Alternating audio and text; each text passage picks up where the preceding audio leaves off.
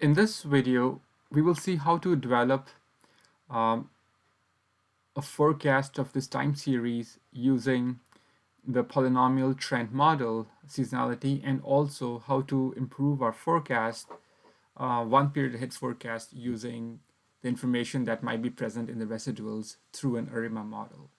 So to start off, we will just build our basic time series forecast. This is the Amtrak dataset that we've been working with um, from January 1991 all the way to April 2004. And we have partitioned our data in 12 periods to be validation and the rest of the data to be training. So what we will do is we will build a model using all the information up to April 2003 and March 2003, and we will use this information to forecast the value for April 2003. So we'll try to see how close we can come to this value. So let's first build our basic forecast. We will go to Analyze. We'll click on Fit Model. Then our ridership is our dependent variable. We are moving our trend and the quadratic term as our x variables. We'll also add our month abbreviation to capture seasonality, and we will move our validation to our validation column, and we'll get the minimal report. We click Run. So here we get our coefficient values for our intercept, for our trend and seasonality, and also monthly seasonality. So see that January ridership compared to December, which is the omitted category here, was 209,000 riders less. On the other hand, in August, our ridership was 193,000 riders more than what it was in December. And we can also generate a forecast. We will go here, we'll click on Save Column, and then we click our predicted column, predicted values, and we can also save our residuals. So again, just to reiterate, if we were to plot our predicted series on the actual series, we'll see that it is pretty close to our actual series. And to graph, we click on the graph builder, and we'll move our ridership to our Y. We can move our months to our X, and we'll also move our predicted ridership,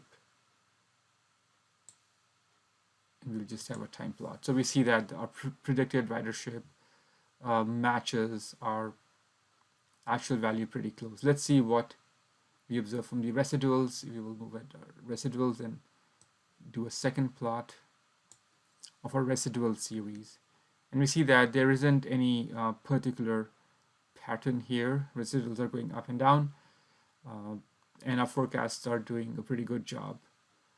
If we look at our model statistics, our root mean square error for validation set was only 50.599, and which we have seen is better than the linear trend, better than the exponential trend, and better than even the quadratic trend by itself. So seasonality definitely improves the predictability of our model in forecasting our monthly series.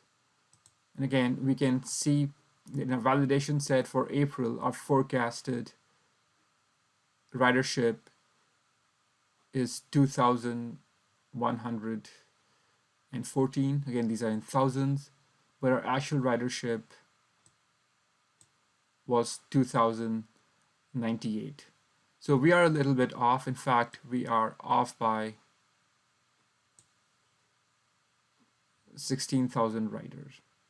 Now our job is, can we somehow augment any pattern we might see in the residuals to better improve what our April forecast might be? And so for that, let's observe first the autocorrelation present within the residual series. But to do that, we will first have to hide, because there is no option to choose a validation column when we are doing the autocorrelation plots. So we'll hide all our validation set data. So I'm going to select all of this, go to the row, and then click on hide and exclude. So now when we plot our autocorrelation functions, we will get the autocorrelation of residual series all the way up to our training set, which is March 2003. So again, we go to Analyze, we'll click on Specialized Modeling, we will choose Time Series, and here we will choose Ridership as our Y time series, and we are building 25 period autocorrelation plots.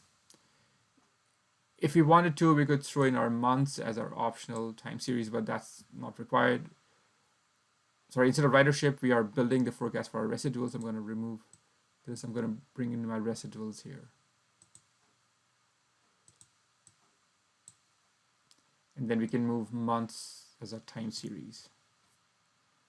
We click OK.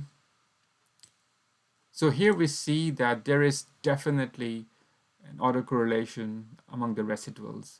In fact, we see that it is statistically significant up to 4 lagged periods.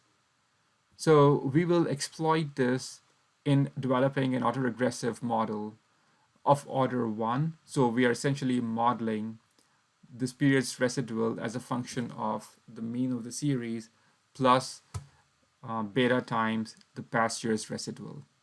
So this will help us forecast next period's residual by using this period's value.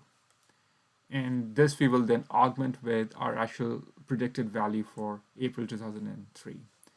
So to build that, we click on this red triangle. We will click on ARIMA modeling, and we want ARIMA, or autoregressive model of order 1. So we are basically trying to regress each period's residuals on an intercept and the past period's residual. Click estimate. So this tells us what our model will be. Our model will be that the intercept will be 0.179 and the AR1 value is 0.6468. Now, how does this help us? This equation tells us that the residual for this period equals 0.179 plus this beta times the residual of last period. We can actually see this by forecasting this series. So we will go over here and let's click on Save Columns. So now if we compare this series with our actual data set that we saved, so if I go to March 2003, we see that the residuals were minus 33.78, which actually is the same as what we should have seen in our March 33.78. So that's our March residual in both the series. So this is same as that. However, our error for April 2003, which is the first observation and validation period, will be based on our AR1 model. It will be our March error times our slope intercept plus our constant estimate.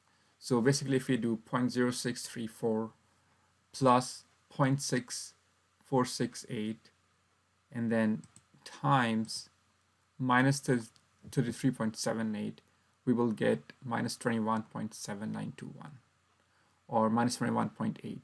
So this tells us that the model with polynomial trend and seasonality that we have built will be overestimating our April 2003 ridership by 21.8 thousand riders.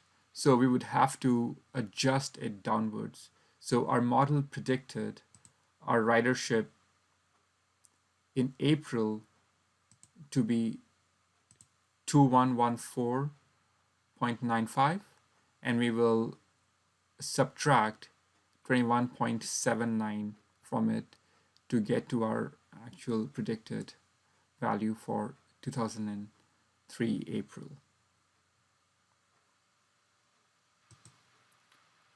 So let's quickly calculate that value.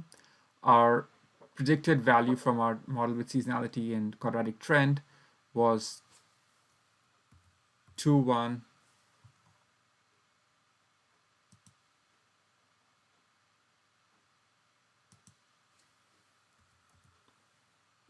4.9,